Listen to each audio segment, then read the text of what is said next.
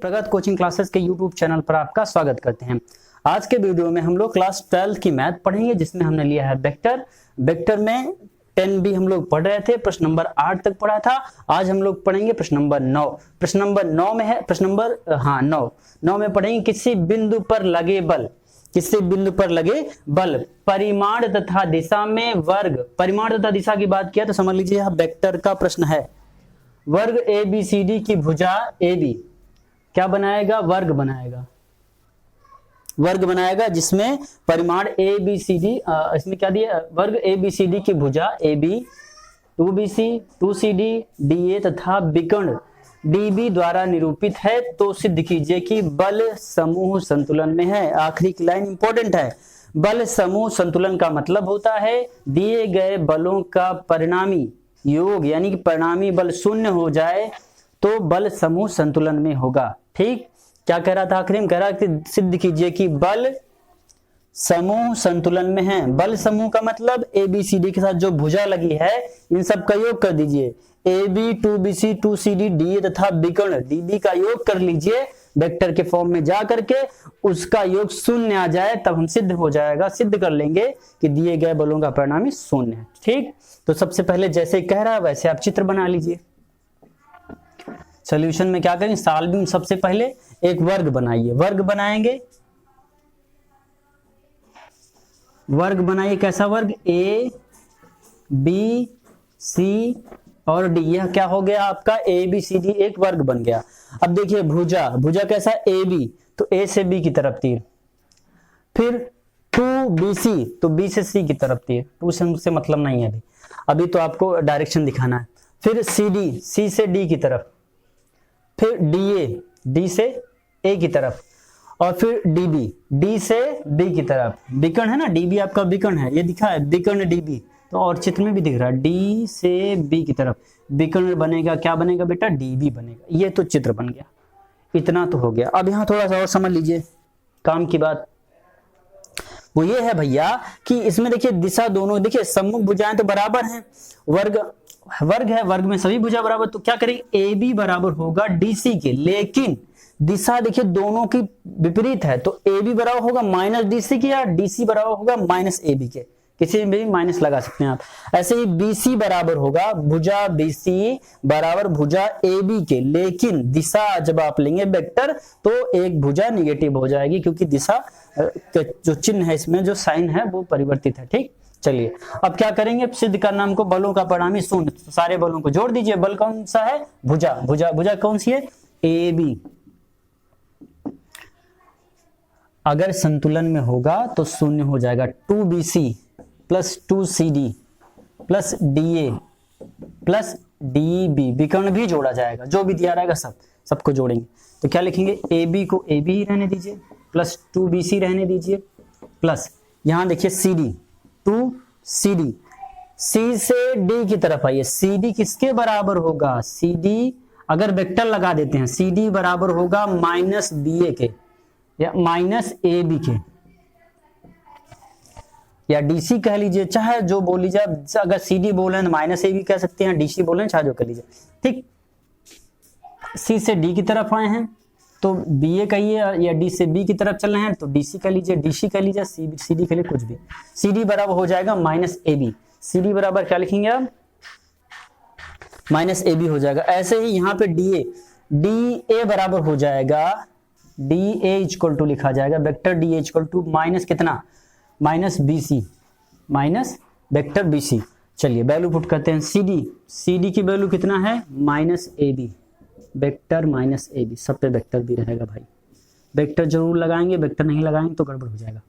Plus DA minus BC plus DB, अभी DB ही रहने दीजिए। चलिए यहाँ देखिए 2AB से AB घट जाएगा तो क्या मिलेगा? एक 2AB यहाँ पे है -2AB, और एक AB घट जाएगा तो -AB बचेगा, वेक्टर -AB। और 2BC से एक BC घटेगा तो प्लस BC बचेगा। फिर यहाँ क्या बचा आपका? वेक्टर DB बचा। कितना बचा? Vector DB। चलिए अब क्या करेंगे? Minus vector AB plus BC, vector BC plus dB को देखिए, डी से बी देखिए, डीबी को लिखा जा सकता है D A plus A B लिख सकते हैं, vector D A plus A B लिख सकते हैं। तो लिखेंगे vector D A plus vector A B.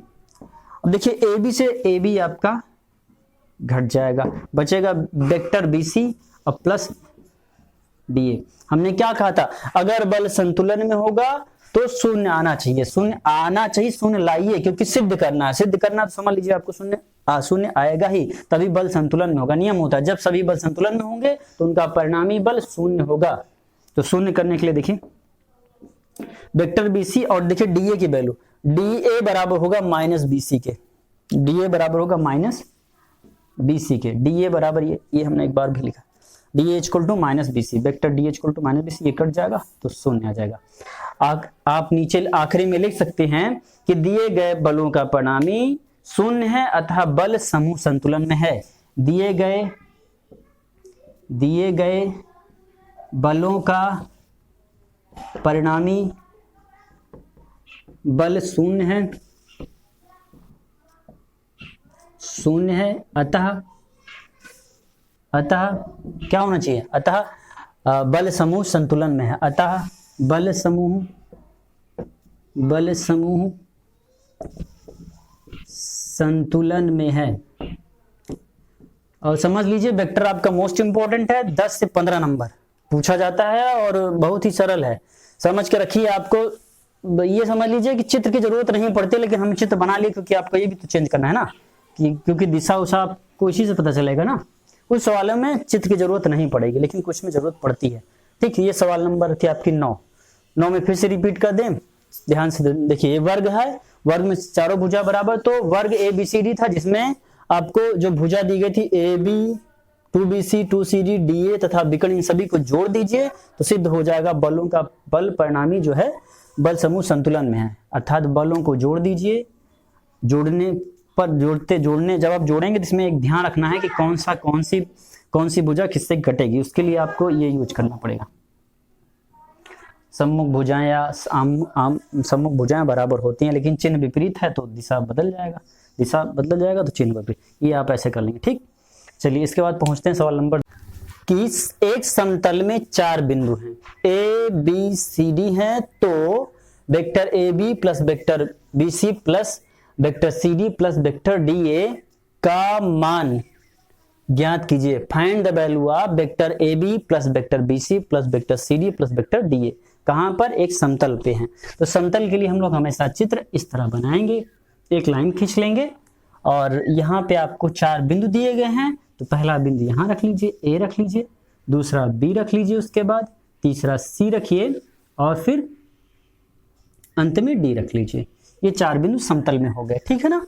अब कह रहा है तो वेक्टर ए बी, तो ए से बी की तरफ तीर बना है ना, तो चित्र में हम कैसे बनाएंगे, ए से बी की तरफ प्लस बी सी, तो बी से सी की तरफ, फिर सी डी तो सी से डी की तरफ। अब डी ए की बात छोड़ दीजिए, आपके पास इतना बन गया A B plus B C plus C D के फॉर्म में आप ऐसे चित्र बना लेंगे। 4 बिंदु ए बी सी और डी हो गए, ये समतल में स्थित है। तो आपको ज्ञात क्या करना है, तो vector A B plus B C plus C D plus D A का मान ज्ञात करिए। तो चलिए शुरू करते हैं। यदि एक समतल में, और यहाँ पर आप एक चीज मान लीजिए, ए बी की वैल्यू वेक्टर ए मान लीजिए, बी सी की बी और सी डी की सी मान लीजिए, स्मॉल वेक्टर से। ठीक, अब हम लोग लिखेंगे, लैंग्वेज लिखेंगे, जो हमने माना है इसके बारे में लिखेंगे और चित्र के बारे में थोड़ा सा लिखेंगे। माना समतल में यही 4 बिंदु स्थित 4 बिंदु जो हैं, माना समतल ए बी सी डी में वेक्टर ए बी बराबर स्मॉल वेक्टर ए। ध्यान दीजिए, ए बी सी डी में वेक्टर ए बी बराबर स्मॉल वेक्टर ए कामा और B C, vector B C equal to small vector B comma C D equal to small vector C. ये तो आप मान सकते हैं, हमने फिगर में बनाया क्योंकि हम प्रूफ करना है, इतना बना लेंगे।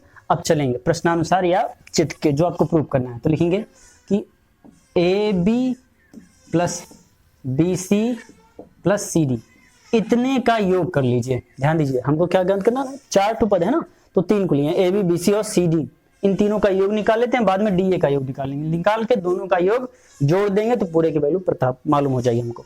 ए B plus B C plus C D, चलिए ए बी की वैल्यू है vector A plus B C की वैल्यू कितना है vector B plus C D की वैल्यू कितना है वेक्टर सी, तो इनको जोड़ करके इक्वेशन 1 बना लेंगे। ठीक, अब क्या बचा इसमें, इसमें आपका बचा है डीए, डीए की वैल्यू लाना है तो लिखेंगे हम, तो डीए इक्वल टू, देखिए डीए बराबर अगर हम वेक्टर की भाषा में लिखे हैं तो डीए के लिए क्या लिखा जाता है, लिख सकते हैं डीसी, देखिए हमको डी से ए की तरफ आना है तो क्या लिखेंगे, D C plus C B plus B A लिखेंगे, D C plus C B plus C B के बाद क्या लिखेंगे, बी ए लिखेंगे, क्या लिखेंगे, बी ए लिखेंगे। अब जोड़कर भी देख लीजिए, वेक्टर की फॉर्म में जोड़कर देखिए, जोड़ेंगे तो डी ए आ जाएगा, डी ए के बराबर। ठीक, अब देखिए वैल्यू रखेंगे जब हम इसमें डीसी का मान रखिए, डीसी का मान जो होगा वो माइनस सी होगा, कैसे होगा, सी से डी की तरफ, अर्थात सी डी की वैल्यू थी वेक्टर सी, तो अब जब हम अपोजिट साइड में चलेंगे, CD की जगह हम DC बोलेंगे, तीर उस तरफ जा रहा है, तीर के अपोजिट साइड में आएंगे तो मान में धन, जो धन चिन्ह होगा वो ऋण हो जाएगा, उसका जो साइन होगा चिन्ह परिवर्तित हो जाएगा, अर्थात जो CD था वेक्टर C अब वह हो जाएगा, जब हम DC लेंगे तो यहाँ माइनस C हो जाएगा। ठीक, तो यहाँ क्या लिखा जाएगा, minus vector C plus C D की वैल्यू देखिए, सी से डी की तरफ आ रहे हैं, चिन्ह के दिशा के विपरीत चलेंगे तो इसका मान ऋणात्मक हो जाएगा, माइनस बी, फिर माइनस वेक्टर ए हो जाएगा, तो इसकी वैल्यू इक्वेशन 2 कर लीजिए। अब क्या करेंगे, समीकरण 1 और 2 को जोड़ने पर, दोनों को जोड़ दीजिए, लिखेंगे समीकरण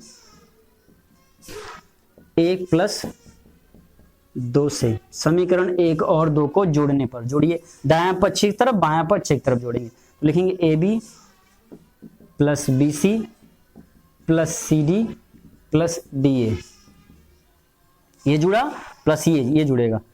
अब इस तरफ का पद जोड़िए, equal to vector A plus vector B plus vector C plus, sorry C हो गया, हटाइए, हम जोड़ना है ना, तो ये अब इसको जोड़ेंगे, लिखा जाएगा माइनस सी माइनस बी माइनस ए, सारे पद एक दूसरे से कैंसिल हो जाएंगे, घट जाएंगे, क्या मिलेगा आपको, शून्य, अर्थात A B plus B C plus C D plus D A equal to कितना मिला आपको, वेक्टर डी इक्वल टू कितना मिला, शून्य, यही आपका आंसर हो जाएगा। ठीक, तो ये सवाल नंबर थी आपकी 10, कहीं भी डाउट हो तो आप कमेंट कर सकते हैं, पूछ सकते हैं हमसे। अब इसके बाद हम लोग चलेंगे प्रश्न नंबर 11 पर, सेम ऐसे ही 11 सवाल नंबर 11। ठीक है, एक समतल में बिंदु ए बी सी डी है और 4 सदिश रेखाएं, और 4 सदिश रेखाएं कौन कौन सी, A B D B D C और सी ए के द्वारा निरूपित की जाती हैं, तो सिद्ध कीजिए कि, तो प्रूफ करना है, सिद्ध कीजिए कि vector A B plus D vector D B vector B D plus vector D C plus vector C A equal to 0, ये आपको प्रूफ करना है। तो चित्र कैसे बनेगा, तो ए बी सी डी भैया एक समतल में आपको बनाना है, लेकिन जरा यहां पे पढ़िए कैसे रेखा, ए बी रेखा, ए से बी पे चलेंगे, बिंदु ए से बी पे आ गए, फिर बी से डी पे चलेंगे, बी से डी, तो यहां क्या बनाएंगे, डी बनाएंगे, भूल कर भी सी नहीं बनाएंगे इसमें, क्यों, क्योंकि यह खुद ही बताता रहेगा आपको, कब बता रहे ना, ए से बी, फिर डी से बी से डी, फिर डी से सी, डी से सी कह रहा है, फिर कह रहा है और सी ए के द्वारा निरूपित की जाती हैं, तो सिद्ध कीजिए कि इतना, देखिए vector A B vector D B फिर डी सी फिर सी ए जोड़ना है, सेम सवाल नंबर 10 की तरह, वेक्टर ए मानिए इसको वेक्टर बी मान लीजिए, इसको वेक्टर स्मॉल सी मान लीजिए। ठीक, और दिशा आप चाहें तो यहाँ दिखा सकते हैं, दिशा दिखा दीजिए, ये तो चित्र बन गया। ठीक, यहाँ पे फिर क्या लिखेंगे, माना एक समतल में, यही लैंग्वेज, एक समतल में 4 बिंदु ए बी सी डी हैं, तो क्योंकि हमने ए बी तो हम माने हैं ना, तो उसको लिखना पड़ेगा आपको, माना एक समतल में 4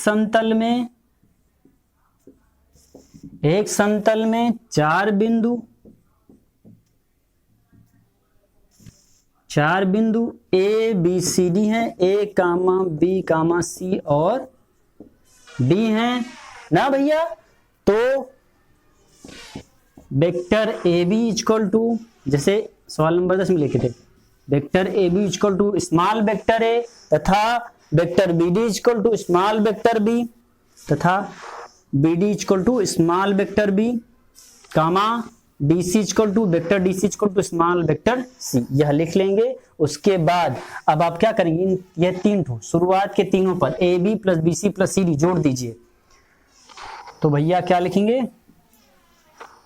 vector A B plus vector B D plus vector D C equal to क्या मिलेगा, A plus B plus C, क्योंकि ए बी की वैल्यू कितना है, vector A B small vector A हो गया, प्लस वेक्टर बी डी की value small vector B है, तो यहाँ पे लिखेंगे small vector B plus vector D सी की वैल्यू कितना है, स्मॉल वेक्टर सी, जोड़ देंगे, इक्वेशन 1 बना लेंगे, सॉरी इक्वेशन 1 बना लीजिए। इसी तरीके से ये तो आपको मिलेगा कितने का, ए इसका और इसका मान, ए बी बी डी और डी सी का। अब सी ए निकालना है, तो सी ए इक्वल टू क्या लिखेंगे, सी ए, सी से ए की तरफ आना है, तो आप पहले क्या लिखेंगे, सी डी लिखेंगे, C D plus D C, sorry D B plus B A, तभी तो जाके कंप्लीट होगा वेक्टर का नियम।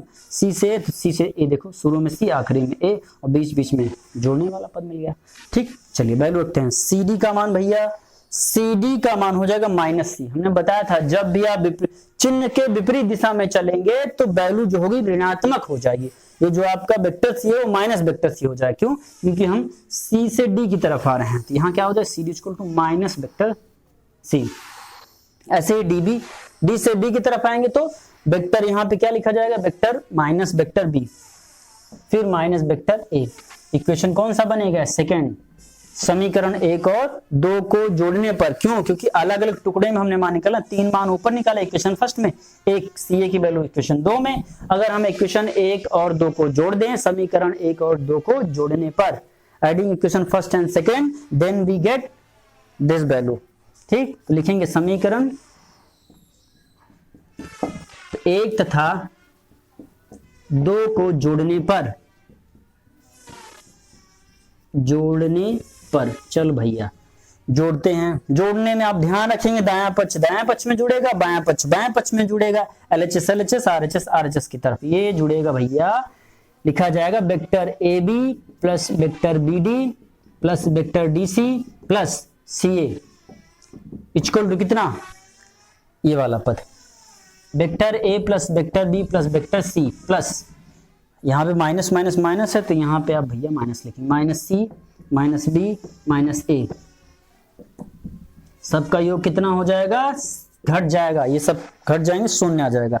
लिखा जाएगा आखिरी में A B plus B D plus vector D C plus vector C A, ये बराबर शून्य के, यही प्रूफ करना था, प्रूफ हो गया, इट्स योर आंसर। ठीक, यही तो प्रूफ करना था, प्रूफ हो गया। ठीक, चलिए ये सवाल नंबर 11 हो गई। अब आज के वीडियो में बस इतना ही। सभी लोग नोट्स बना लीजिए, वेक्टर पूरा पढ़ाएंगे, पूरा पढ़ा रहे हैं एक तरफ से पूरी सवाल, मनु और एक किताब से चल रही प्रॉब्लम तो चलेगी, पूरी A to Z सवाल चलेगी। नोट्स बना लीजिए, 10B पढ़ा रहे हैं, 10B की पूरी सवाल हो जाएगी, 10C चलेगी। फिर 15 नंबर का आपका वेक्टर पूछा जाता है, पूरा तैयार करवाएंगे, पूरा पढ़ाएंगे। नोट्स बना लीजिए, क्योंकि अप्रैल मई जून ये 3 महीने आपके लॉकडाउन में बीतेंगे, पढ़ाई जुलाई से ही प्रारंभ होगी, तो आप लोग 3 महीना पढ़ लीजिए, क्योंकि बहुत ही प्रॉफिट होगा आपको। जब नोट्स बना लेंगे बाद तो तैयारी अच्छी हो जाएगी। 15, 20, 25 नंबर ऐसे टुकड़ों में पढ़िए, अच्छे से पढ़ लेंगे तो वेक्टर तो आपका तैयार हो ही जाएगा लॉकडाउन में। 15 नंबर ये हो जाए, उसके बाद दूसरा चैप्टर उठाएंगे, वो पढ़ेंगे, तो लॉकडाउन 2 महीना भी और रह सकता है। स्कूल तो खुलना नहीं है, स्कूल तो जुलाई में ही शायद खुले। तो बहरहाल जब तक छुट्टी है पढ़ते रहिए, यूट्यूब से अपना कंप्लीट करते रहिए, जितना पढ़ पाइए। जो समझ में नहीं आता है कमेंट करिए, आप कमेंट करेंगे तो हम उसको दोबारा से पढ़ाएंगे किसी क्लास में। ठीक, चलिए, थैंक यू वेरी मच।